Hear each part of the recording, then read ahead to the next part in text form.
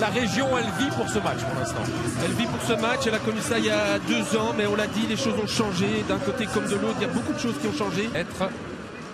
Après, c'est vrai que ils sont dans une autre configuration qu'en championnat. Avec ce tir, ça c'était bien fait. Hein. Ouais. La remise de Arnstadt. C'est pas la première fois qu'il s'infiltre à Arnstadt, il le fait bien. Ça doit venir de la deuxième zone, Emiliano, quand on a un bloc aussi bas et aussi compact. Puis en un temps, parce que là il n'a aucun espace et temps pour contrôler. La récupération de Patrice.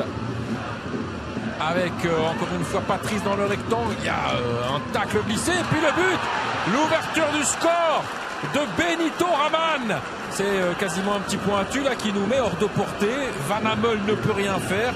Et bien voilà, première véritable occasion. Il y a eu juste le tir avant de Flips.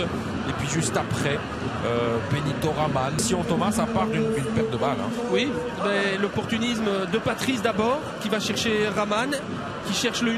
Et puis il y a une incompréhension entre Gueulette et Calan, il me semble. Et là, on peut parler aussi d'opportunisme au niveau de Raman. Hein, qui fait ce qu'il doit faire comme attaquant. Et là, il profite vraiment. Ils sont 3 joueurs louviérois à commettre cette erreur. Hein. Finalement, ils se gênent. Et forcément, Van Hammel est surpris. Il ne s'attend pas à ce que cette erreur-là arrive là comme ça. Non, parce que Gueulette vient de sa position de mieux défendre. Évidemment, centre de gravité plus bas. Ouais, la récupération maintenant dans l'Ectoise avec un tir. Et ça passe à côté. Benito Raman. Ça peut se payer cash, évidemment. Attendez un peu.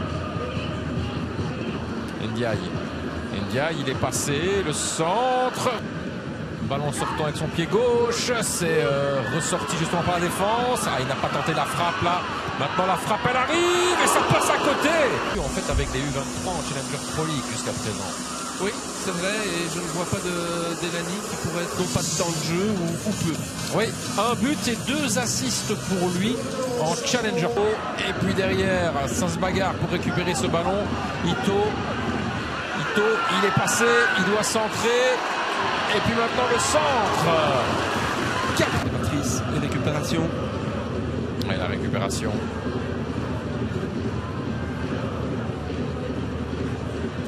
Le tir de Raman, capté en 2 temps par... Ça reste quand même compliqué pour Van Hammel. Elle est sortie au pied. Oui, parce que maintenant ça permet à Anderlecht de repartir vers l'avant avec De Greef. Le centre de Greef. La reprise et puis le retourné. Bon, hein, d'abord la relance de Van Hammel et puis la perte de balle de Faye, il me semble. Super bien joué de la part de Greef qui sent... Côté gauche. Avec un centre peut-être. Non. Le tir. Ah, cette petite combinaison avec le tir.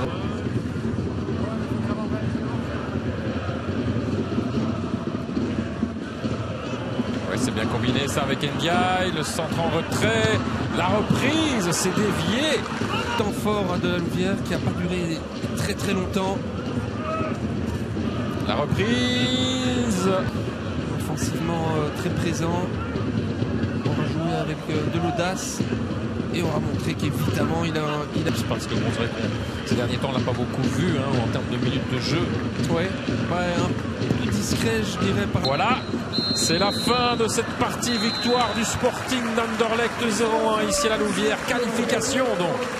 Qualification des Mauves pour les 8e de finale de la Coupe de Belgique avec ce but de Benito Raman tombé à la 19e et donc décisif.